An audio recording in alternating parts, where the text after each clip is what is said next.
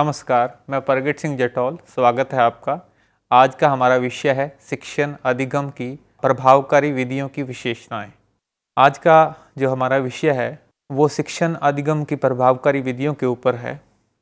तो सबसे पहले हम शुरुआत करते हैं अपने निजी जीवन से।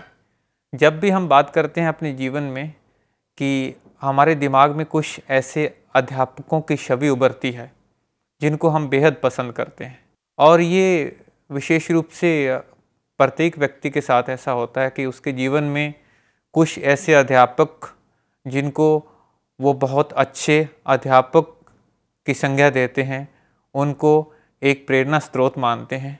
तो कई बार हम सोचते हैं कि ऐसे अध्यापक क्यों हमारे दिमाग में आते हैं जिनकी छवि बहुत अच्छे अध्यापक की हम गढ़ लेते हैं और तमाम जीवन हम उनको अपनी स्मृतियों में संजोए रखते हैं। एक छात्र अपने अध्यापक के निजी जीवन से इतना वास्ता नहीं रखता, ज़्यादा सरोकार उसका नहीं होता। वो किस चीज़ से प्रभावित होता है? वो प्रभावित होता है तो उसके पढ़ाने के तरीके से। जो अध्यापक जिस तरीके से हमें पढ़ाता है वो हमें हमेशा याद रखता है। तो यही तरीका और यही विधियाँ आज हम यहाँ उस पर चर्चा करेंगे कि शिक्षण अधिगम की आखिर कौन सी वो ऐसी विधियाँ हैं जिनका प्रयोग करके एक अध्यापक अपने अधिगम को ज़्यादा प्रभावी बना सकता है। तो मैं यहाँ शुरुआत में दो उदाहरण ऐसे देना चाहूँगा। सबसे पहले एक महिला शिक्षक जिनका नाम सरिता है, उनका जो विषय है वो है प्रदूषण। वो अपनी कक्ष में गए और उन्होंने बच्चों के सामने 35 और 40 मिनट का एक लंबा चौड़ा व्याख्यान रखा, जिसमें तमाम प्रदूषण के जो प्रकार हैं और किस कारण से प्रदूषण होता है उस पे उन्होंने व्याख्यान दिया। 35 से 40 मिनट की जो अवधि थी उनकी कक्षा की, उसमें पूरा समय उन्होंने व्याख्यान पे दिया और बच्चों ने पूरी तरह से उनके व्याख्यान को सुना। ये अलग बात है कि उनका जो अधिगम से कितने प्रभाव उन बच्चों पर पड़ा, उनके व्यवहार में कितना परिवर्तन आया, वो कितना समझ पाए कि प्रदूषण के क्या क्या कारण हैं और वो अपने जीवन में ऐसा क्या करें कि इस प्रदूषण को कम कर पाएँ। एक दूसरा उदाहरण एक ऐसे अध्यापक का जिनका नाम संदीप है। वो कक्ष में आए। उन्होंने अपने पूरे जो कक्ष में बच्चे हैं उनको छोटे छोटे समूहों में बांट दिया और 5 से 7 बच्चों का एक समूह बना दिया और उस समूह में से एक समूह का लीडर चुन दिया और उन सभी अलग अलग समूहों को कुछ चित्र दिए, जिन चित्रों पर विभिन्न वायु प्रदूषण दिखाया गया था, दर्शाया गया था। कुछ चित्र वायु प्रदूषण के थे, कुछ चित्र जल प्रदूषण के थे, कुछ चित्र ध्वनि प्रदूषण के थे। वो सभी चित्र दिखाते हुए अलग समूहों से अध्यापक संदीप ने कहा कि आप इन चित्रों का विश्लेषण कीजिए और इन प्रदूषण के कारणों पर चर्चा कीजिए। जब आप पूरी तरह इसका विश्लेषण कर लो तो आपके समूह का जो लीडर है वो एक रिपोर्ट पेश करेगा जिसमें उस प्रदूषण के कारणों की समीक्षा होगी।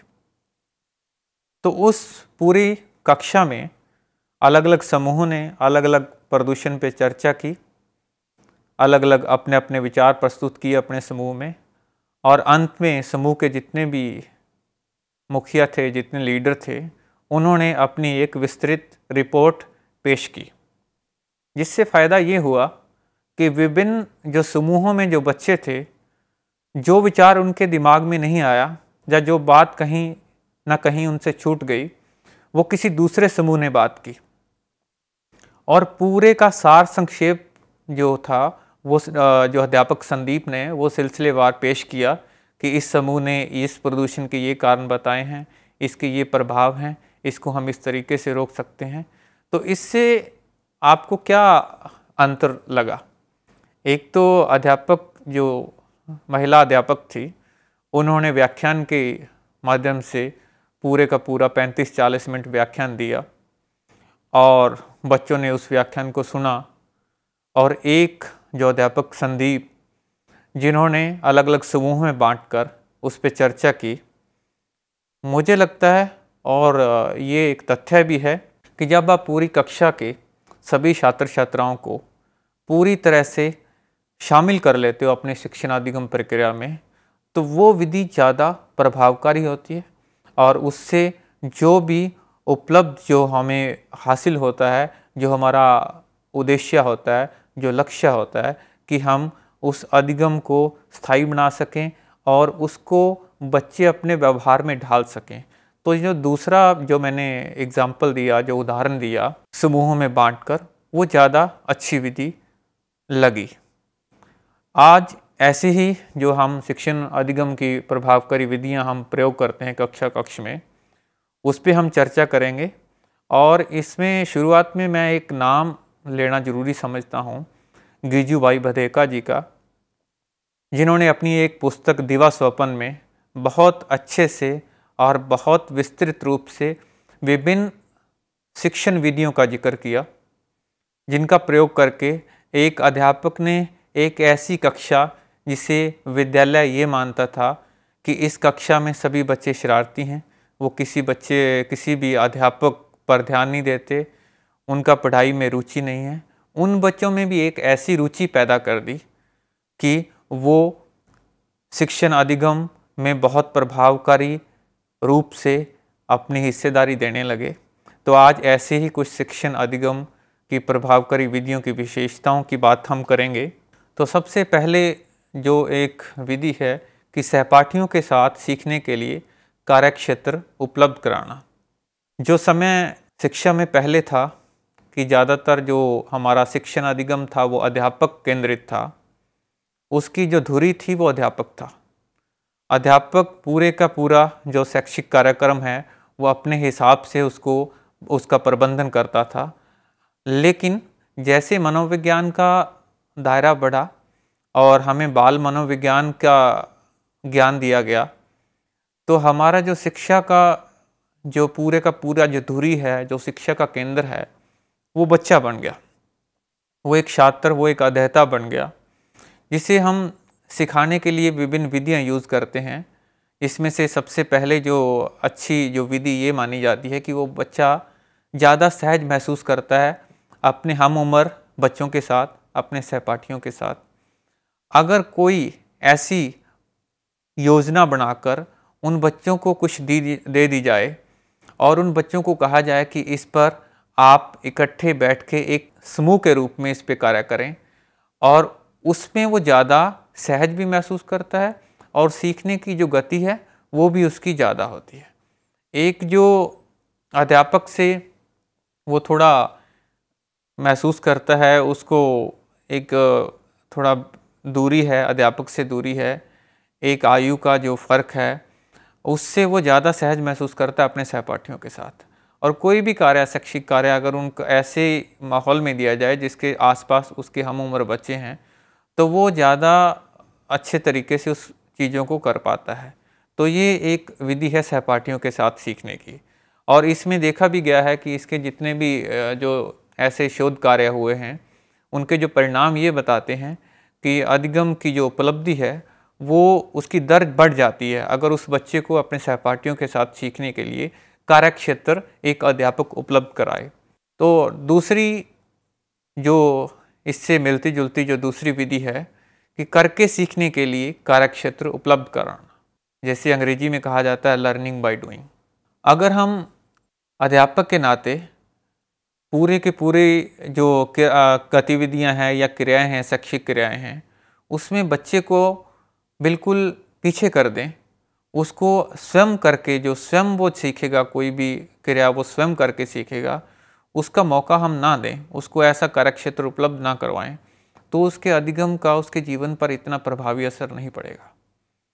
अगर हम उसको ऐसे कार्यक्षेत्र में रखें जहाँ पर वो सीखने से पहले वो स्वयं उस कार्य को करके देखे, चाहे वो किसी भी प्रकार का हो, चाहे उसमें कुछ शारीरिक क्रियाएं हों, चाहे वो मानसिक क्रियाएं हों, चाहे हमारी सृजनशीलता से संबंधित कोई कार्य हो, उस बच्चे को ऐसा कार्यक्षेत्र उपलब्ध करवाना और उसमें अध्यापक का जो भूमिका है अध्यापक की, वो सिर्फ एक सहायक के रूप में हो। उसका उसमें कोई भी ऐसी विशेष भूमिका ना हो कि वो अपने पूरे के पूरे शिक्षण अधिगम को अध्यापक केंद्रित बना दे। उस छात्र पर उसको पूरी तरह से छोड़ देना चाहिए और उस छात्र को स्वयं उस क्रिया को करके और जो उसे उससे अनुभव हुआ, उस अनुभव की चर्चा उस अध्यापक के साथ की जानी चाहिए। तो ये दूसरी विधि थी कि करके सीखना। इसके बाद हम बात करते हैं कि हम कितनी स्वतंत्रता देते हैं बच्चे को सोचने की, विद्यार्थियों को स्वतंत्र रूप से सोचने के लिए प्रोत्साहित कितना करता है एक अध्यापक, और जो उसने सोचा है उसका किस तरीके से क्रियान्वयन वो करता है। अब विद्यार्थियों को ज्ञान का स्व सृजन करने के लिए प्रोत्साहित करना, ये भी एक अध्यापक का उत्तरदायित्व है कि वो जो पका पकाया जो हमारा ज्ञान है, जो हमारा किताबी ज्ञान है, वही ना हो कि वही लाया जाए और बच्चों के सामने परोस दिया जाए। बच्चों को कोई ऐसा अवसर ही उपलब्ध ना हम करें कि जिससे वो अपने ज्ञान का सृजन खुद कर पाएँ। तो ये एक अध्यापक का उत्तरदायित्व है कि ऐसी शिक्षण विधि, ऐसी शिक्षण अधिगम विधि जिसमें बच्चों को अपने आप कुछ नए ज्ञान का सृजन वो कर सकें और वो स्वतंत्र रूप से सोच सकें। अगर हम उनको ऐसा मौका नहीं देंगे तो उनकी जो सोचने की क्षमता है उस पर बहुत नकारात्मक प्रभाव पड़ेगा।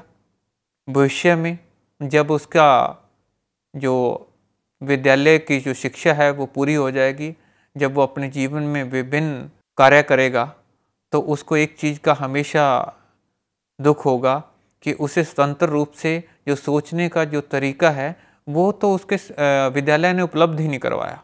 तो उसकी सोच का जो विस्तार है, जो उसका दायरा है, वो ही नहीं बढ़ पाया। तो इसलिए ये विधि इसलिए भी ज़रूरी है कि इससे एक बच्चे की जो सोच है, जो उसके सोचने का जो विस्तार है, उसको बढ़ाने के लिए ये विधि सर्वोत्तम है और उसको अपना ज्ञान खुद सृजन करना, ना कि जो ज्ञान पहले से उपलब्ध है सिर्फ उसी ज्ञान को मुहैया करवाना। इससे अच्छा कि उस बच्चे को अपना ज्ञान स्वयं सृजन करने का मौका दिया जाए। अब बात करते हैं कि सृजनात्मक चिंतन क्या होता है। ये भी एक विधि है, सृजनात्मक चिंतन। सृजनात्मक चिंतन के बहुत से तरीके हैं। एक अध्यापक किसी कविता के माध्यम से, किसी लेख के माध्यम से, हमारे समाज में रोज़ कोई ना कोई ऐसी घटनाएं या ऐसी ऐसी बातें होती हैं जिस पर एक चिंतनशील जो बच्चा है वो सोचता है। लेकिन क्या हमारा शिक्षा का ढांचा उसको मौका देता है कि वो सृजनात्मक चिंतन का प्रयोग करके अपने विचार अपनी कक्षा में प्रस्तुत कर सके। तो एक अध्यापक के लिए ये भी ज़रूरी है कि वो बच्चों में सृजनात्मक चिंतन का विकास करे। इस विधि में जो विभिन्न जो गतिविधियाँ जो समाज में या उसके कार्यक्षेत्र में या उसके परिवेश में जो चीज़ें हो रही हैं, उस परिवेश पे उनको कुछ ना कुछ लिखने के लिए प्रोत्साहित किया जाए। बहुत से अध्यापक ऐसे भी हैं जो बच्चों में लेखन का जो कौशल है उसको विकसित करने के लिए उनको कविताएं लिखने के लिए प्रोत्साहित करते हैं। तो कविता जो लिखना या किसी लेख पे अपने विचार रखने, तो अपने आप में सृजनात्मक चिंतन का विकास है। तो ये एक बहुत ही अच्छी और महत्वपूर्ण विधि है। और इसके अलावा अध्यापक ऐसा भी वातावरण मुहैया करवा सकता है बच्चों को जिसमें उसमें चिंतन कर सकें कि इस समस्या का, जैसे कोई समस्या समाधान एक विधि है कि उनके सामने एक ऐसी समस्या अध्यापक रखे जिस पे वो सोचने के लिए मजबूर हो। और हर बच्चे का सोचने का एक अपना तरीका है और वो कितने तरीके से एक समस्या पर एक से अधिक कितने तरीकों से वो सोच सकते हैं, ये उनका सृजनात्मक चिंतन है। तो सृजनात्मक चिंतन का विकास एक महत्वपूर्ण विधि है जिसका प्रयोग कक्षा कक्ष में किया जाता है। अब बात करते हैं कि जीवन कौशलों का विकास। ये एक विधि है कि अध्यापक बच्चों में जीवन कौशलों का विकास कर सके। तो सबसे पहले तो एक जो छात्र है उसमें संप्रेषण के कौशल का विकास करना। संप्रेषण उसका बहुत अच्छा हो, उसकी भाषा पे पकड़ हो, वो अपनी बात इस तरीके से रख पाए, इतने प्रभावशाली तरीके से रख पाए कि उसको जो सुनने वाले जो वक्ता हैं वो उसकी खूब तारीफ़ करें। आपने देखा होगा कि बहुत से बच्चे हैं जो उच्च शिक्षा, उच्चतर शिक्षा ग्रहण कर लेते हैं, लेकिन जब उनको बोलने के लिए कहा जाता है किसी भी मुद्दे पर, तो वो बोल नहीं पाते। अगर वो बोलना शुरू करते हैं तो उनके पास शब्दों की कमी हो जाती है, वो अपनी बात अच्छे तरीके से नहीं रख पाते।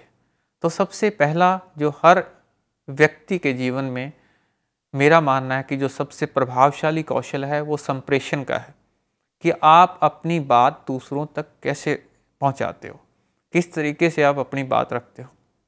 अगर आपके पास प्रभावशाली संप्रेषण है तो ऐसा कोई भी क्षेत्र नहीं है जिसमें आपकी काबिलियत को, आपके कौशल को कोई ना पहचान सके, आपको जीवन में आगे बढ़ने से नहीं रोक सकता अगर आपके पास प्रभावशाली संप्रेषण है।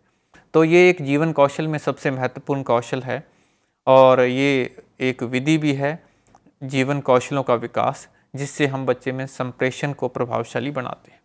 दूसरी विधि है समस्या समाधान। समस्या समाधान में मैंने पहले भी एक उदाहरण दिया कि एक अध्यापक को चाहिए कि वो बच्चे के सामने एक ऐसी समस्या रखे जिसमें बच्चा या पूरी जो कक्ष में जितने भी छात्र छात्राएं हैं वो सोचने के लिए मजबूर हो जाए कि इस समस्या का क्या समाधान हो। समस्या समाधान का पूरा एक प्रक्रिया है, जिस प्रक्रिया से पहले उनके सामने समस्या रखनी, उसके बाद वो समस्या से संबंधित आंकड़ों का संग्रह करते हैं और उस आंकड़ों का विश्लेषण करके और उसके परिणाम निकालते हैं, और उसके बाद परिणाम पे चर्चा होती है कि जो समस्या आपको दी गई उसके क्या कारण थे और उसका क्या हम किस तरीके से उस समस्या का निवारण कर सकते हैं। इसके बाद कौशल है आलोचनात्मक चिंतन का, कि आप किसी भी विषय पर अपना आलोचनात्मक चिंतन कर पाते हो या नहीं। अब आलोचनात्मक चिंतन में सकारात्मक और नकारात्मक दोनों ही पक्षों को देखा जाता है। इसमें बच्चे को ये सिखाया जाता है कि आपके जीवन में अगर कोई भी ऐसा विषय आता है जिसके बारे में आपको कम ज्ञान है या बिल्कुल भी ज्ञान नहीं है, तो उसको अच्छे से उस पर चिंतन करें। उसके बारे में जितनी सामग्री मिलती है, जो भी विषय वस्तु मिलती है, उसको पढ़ो। और पढ़ना सिर्फ उसका वो पक्ष नहीं है जो उसका सकारात्मक है, उसका नकारात्मक पक्ष भी पढ़ना है और उसके बाद अपने चिंतन से उसका विश्लेषण करना है कि इसमें क्या सही है और क्या गलत है। जब उसको सही और गलत में निर्णय करना आ गया तो ये समझो कि उसके जीवन का एक महत्वपूर्ण कौशल है वो विकसित हो चुका है। इसके बाद हम बात करते हैं आत्मज्ञान की, कि एक जीवन कौशल आत्मज्ञान, स्वयं के बारे में जानना कि आप खुद कितने पानी में हो, आपके पास जो ज्ञान है वो कितना है। वैसे ज्ञान तो एक बहुत विस्तृत समंदर की तरह है जिसमें से हमें कुछ बूंदें ही चखने को मिलती हैं, क्योंकि ज्ञान का बहुत बड़ा विस्तार है। लेकिन आत्मज्ञान एक ऐसा ज्ञान है जिसमें अपनी स्वयं की शक्तियों के बारे में हमें पता चलता है कि हमें कितना कौशल है, हमारे अंदर कितनी शक्ति है और किसी विषय को हम किस प्रभावशाली तरीके से समझ पाते हैं और अपनी बात किस तरीके से रख पाते हैं। बहुत से बच्चे हैं जिनको अपने कौशलों का, अपनी उपलब्धियों का और जो उनमें खूबियां हैं उनका ज्ञान नहीं होता। तो ये एक अच्छा कौशल है कि उन्हें आत्मज्ञान करवाना कि उनके पास क्या क्या विशेषताएं हैं उनके व्यक्तित्व में और वो क्या कुछ कर सकते हैं। इसके बाद एक जीवन कौशल है जिसका वर्तमान समय में मुझे लगता है कि सबसे ज़्यादा ज़रूरत है, सहानुभूति की। एक अध्यापक के नाते बच्चों में इस कौशल का विकास करना कि वो दूसरे के दर्द को अपना दर्द समझ सकें, दूसरे की जो समस्या है उसका निवारण करने के लिए वो कुछ प्रयत्न कर सकें, तभी वो एक समाज के उत्पादक और एक अच्छे नागरिक बन सकते हैं। तो ये एक महत्वपूर्ण कौशल है सहानुभूति। अगर वो दूसरे जो ज़रूरतमंद हैं उनके प्रति वो सहानुभूति रखेंगे तो धीरे धीरे ये कड़ी जुड़ती जाएगी और समाज एक सही दिशा में अग्रसर होगा। इसके बाद निर्णय लेने की एक क्षमता कितनी विकसित की है हमने अपने छात्रों में। तो एक अध्यापक अगर इस विधि का प्रयोग करता है तो बच्चों में अगर निर्णय लेने की क्षमता का विकास हो जाता है तो पूरा जीवन वो किसी भी द्वंद्व में नहीं पड़ेगा। ऐसी कोई भी उसके सामने कोई समस्या आती है जिससे उसे ये लगता है कि मैं इसमें अगर ये करूं तो इसका ये होगा, अगर ऐसा करता हूं तो मेरे जीवन पे उसका क्या प्रभाव पड़ेगा, उसका समूचा विश्लेषण करके निर्णय लेने की क्षमता का विकास करना। कई बार हम पूरा जो समय है वो विचार में निकाल देते हैं और निर्णय नहीं ले पाते। तो निर्णय लेने की जो क्षमता है वो भी एक महत्वपूर्ण कौशल है, जिसका प्रयोग तमाम जीवन एक व्यक्ति अपने जीवन काल में करता है। चाहे वो निर्णय अपने निजी जीवन से संबंधित हो, चाहे वो निर्णय परिवार से संबंधित हो, चाहे वो निर्णय समाज से संबंधित हो, और चाहे वो देश से संबंधित हो। और आजकल तो ऐसे भी हैं कि हमें बताया जाता है कि हम एक ब्रह्मांड के निवासी हैं और हमारे द्वारा लिया गया निर्णय जो है वो कितने लोगों पे उसका असर पड़ता है। तो इस तरीके से बच्चे में निर्णय लेने की क्षमता का विकास करना भी एक महत्वपूर्ण कौशल है, एक महत्वपूर्ण विधि है। अब हम बात करते हैं कि क्या हम अपने कक्ष में केवल सिर्फ एक विधि का ही प्रयोग करें या विभिन्न विधियों का प्रयोग करें।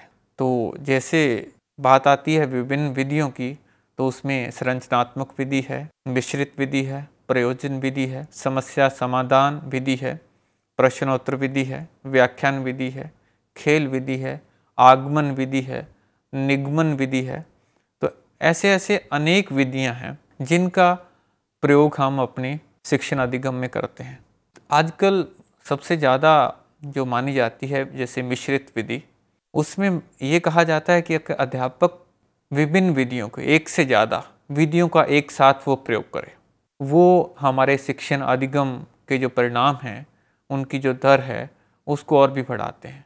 हमारे जो परिणाम अच्छे आते हैं, सकारात्मक आते हैं, अधिगम की जो दर है, जो गति है वो बढ़ती है। तो हम एक एक करके इन विधियों के बारे में चर्चा करते हैं।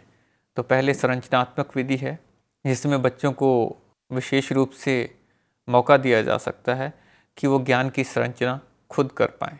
मिश्रित विधि पे मैं पहले बता चुका हूँ कि मिश्रित विधि में विभिन्न विधियों का एक साथ एक ही कक्ष में प्रयोग करना, और वो इसलिए भी ताकि जो हमारे छात्र हैं, जो हमारा अध्येता है, जो सीखने वाला है, उसकी जितनी भी ज्ञानेंद्रियाँ हैं उस ज्ञानेंद्रियों का प्रयोग करके हम उसको कक्ष में पूरी तरह से उसको शामिल कर लें। अगर हम अलग अलग विधियों का प्रयोग करेंगे, जिस विधियों से उनको कुछ न कुछ हम 3D मॉडल बोलते हैं, त्रिआयामी जो भी विधियां हैं, मॉडल्स हैं, उनको हम बच्चों को दिखा रहे हैं। बच्चों को कुछ सुनने के लिए मिल रहा है, बच्चों को कुछ देखने के लिए मिल रहा है, बच्चे किसी न किसी क्रिया में शामिल हैं। तो इससे उनकी ज्ञानेंद्रियां पूरी तरह से हमारे शिक्षण अधिगम में शामिल होती हैं, जिससे अधिगम ज़्यादा प्रभावी होता है, ज़्यादा स्थायी होता है। प्रयोजन विधि में भी, समस्या समाधान विधि में भी पहले हम चर्चा कर चुके हैं कि किस तरीके से हम उन बच्चों के सामने एक प्रयोजन देते हैं और एक समस्या देते हैं, जिसके ऊपर वो आंकड़ों का संग्रहण करते हैं, आंकड़ों का विश्लेषण करते हैं, और उसके बाद उस समस्या के समाधान के लिए और उसके जो हमारे परिणाम आते हैं वहाँ तक पहुँचते हैं, एक वो रिपोर्ट पेश करते हैं। और इसके बाद प्रश्न उत्तर विधि है। अध्यापक बहुत से ऐसे विषय हैं जिसमें प्रश्न उत्तर विधि का प्रयोग बहुत अच्छे तरीके से किया जा सकता है। व्याख्यान विधि तो हम ज़्यादातर जो अध्यापक हैं उसका वो प्रयोग करते हैं।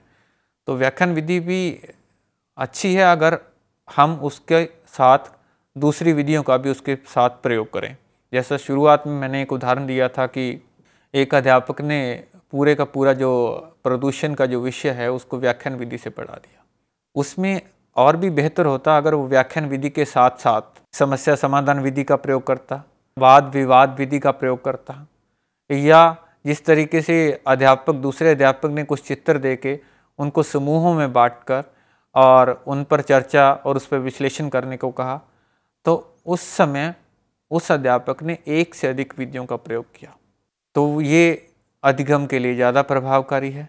और अंत में खेल विधि, बहुत से ऐसे विषय हैं, मैंने जिक्र किया गिजुभाई भदेका का, जब उनको एक जैसे उनकी जो रचना है दिवास्वप्न, उसमें एक अध्यापक को जब कहा गया कि आप जो प्रयोग करना चाहते हो एक विद्यालय पे, और जो आप ये बताना चाहते हो कि आजकल का जो हमारा शिक्षण अधिगम जो प्रक्रिया है उसमें ये कमियां हैं, तो आप किस तरीके से पढ़ाओगे। तो उस अध्यापक ने, जो दिवास्वप्न में जो अध्यापक है, वो कक्ष में जैसे ही उन्होंने प्रवेश किया तो देखा कि सभी बच्चे शरारत कर रहे हैं, अलग अलग कामों में लगे हुए हैं और अध्यापक की तरफ किसी का ध्यान नहीं है। तो उन्होंने धीरे धीरे खेल विधि के माध्यम से कहानियाँ सुनाकर उन बच्चों को अपनी तरफ आकर्षित किया।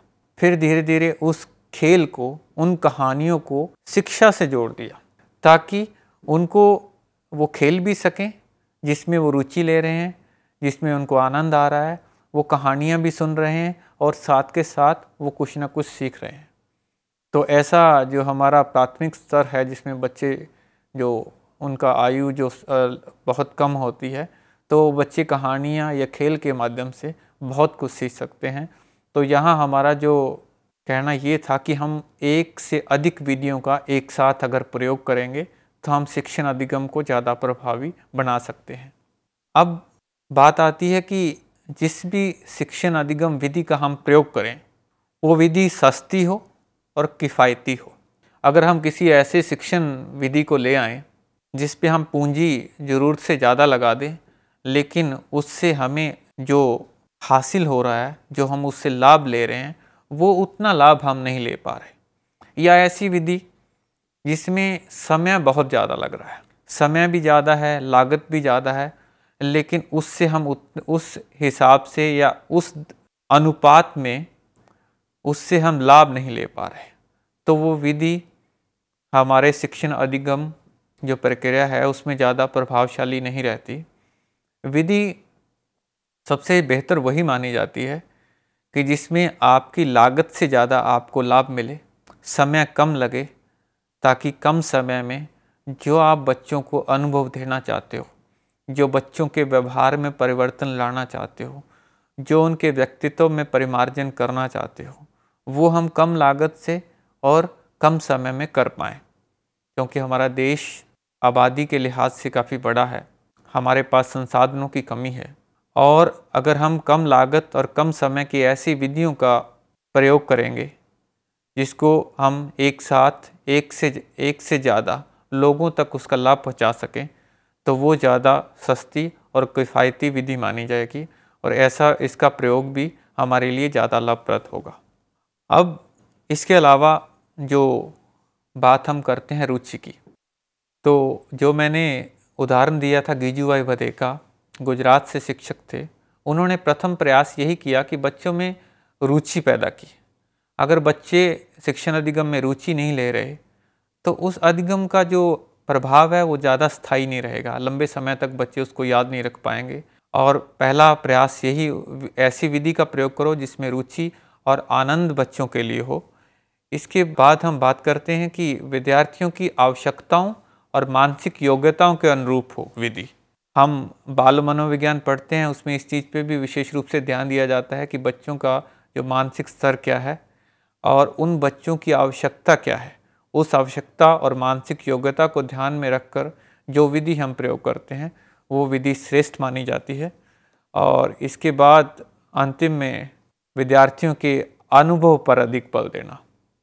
ये नहीं कि सिर्फ उनको किताबी ज्ञान दो, उनके अपने अनुभव का भी प्रयोग ज़्यादा से ज़्यादा करना चाहिए कि उनके, जब वो अपने परिवार में हैं या अपने वातावरण में हैं, परिवेश में, समाज में विचरण करते हैं, तो उन्होंने कैसा अनुभव किया, उनके अनुभव का अगर हम प्रयोग करेंगे तो वो उसका प्रभाव ज़्यादा स्थायी होगा और बच्चा अपने आप को ज़्यादा जुड़ाव महसूस करेगा उस शिक्षण अधिगम प्रक्रिया से।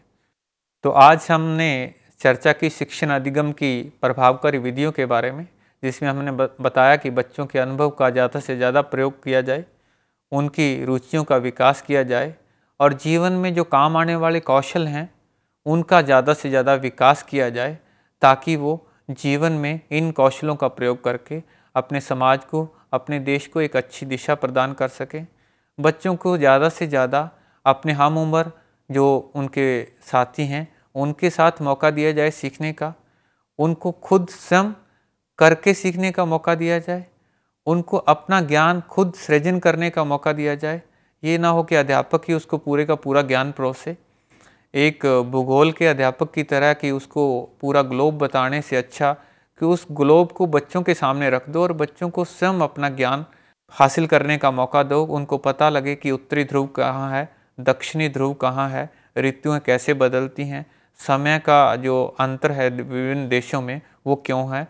तो ये था आज का जो हमारा विषय, शिक्षण अधिगम की प्रभावकारी विधियाँ। आप सभी का धन्यवाद।